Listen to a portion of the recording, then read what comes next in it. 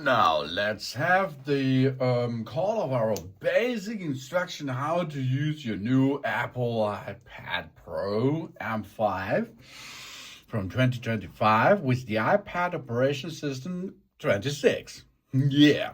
First step is, of course, we can switch on and off by using that button over there. Switch on, switch off, then slide up and you're in. If your Face ID is there or your passcode, you enter the passcode. Then use your fingers. This is the home screen, yeah? The home screen. This is the home for you. And on the home screen, there are widgets and apps. This little stuff here, these are apps. For example, the App Store. This brings you millions of apps which you can download and use. Games, books, television, settings, Face ID time. This is for Face ID, communication, face-to-face, files, operating files, maps for navigation, home for smart home and camera system and something else. On the bottom side, we have here the favorite apps. That means there you can make messages. This is the browser to go to the internet. This is iTunes, Mailbox, calendar, photo app, and so on. To navigate now or to use such an app, push on it. Yeah, that means push on it and it will be start immediately. If you dislike this, you like to go back to the home screen, swipe a little bit up. Okay, you're back on the screen. To edit here something, push on it, hold it. Then you see you can choose a bigger or smaller dimension. Or, of course, you can remove that kind of widget. You can perform the same with an app here. You can make this bigger, get this much bigger, and push this. And, of course, you can edit such stuff, for example. Edit the widgets. You can now change the widget. And, of course, you can remove it and you can delete it. You can get it back out of the App Store, but it's not already lost for you. Then, of course, we can swipe to the right, to the left. You can see more apps, like a journal, tips, calculator, and so on. So if you like to open an app, push on it. Then you can use the app like you need it. And if you like to make multitasking, you can go over there and make it smaller, for example. Then, of course, we can navigate this to another area. We can then go and use this space for another app or something else.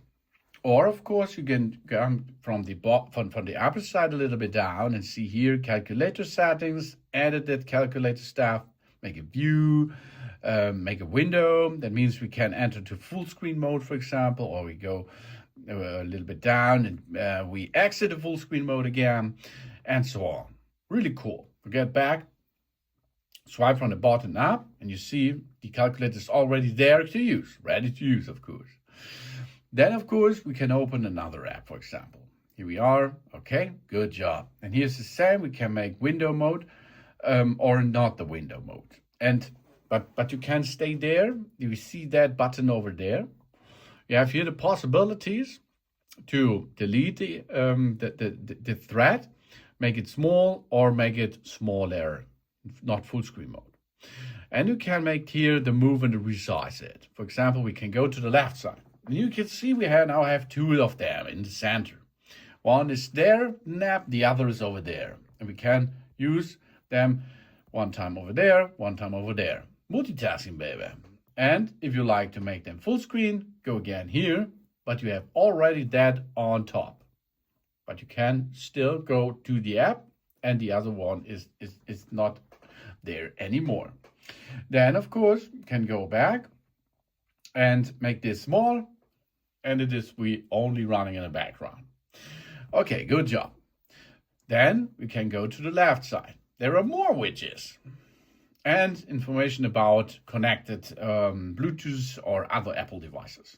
Use the same push on it, remove the widget, push on it, for example, and change the size and push on it and edit the home screen, for example.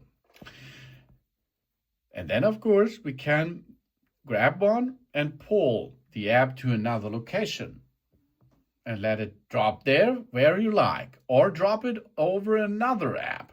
And then it will be makes automatically a folder for traveling, for example. Push again, and you're back in the standard way. Go from the upside down, and you see this glass effect. This means we are now entering to the lock screen, and the lock screen comes with the notifications and something else. If you go on the right upper side, swipe down a little bit there, you have here shortcut stuff to navigate to plan mode and make other stuff possible here. You can enter controls like you need it.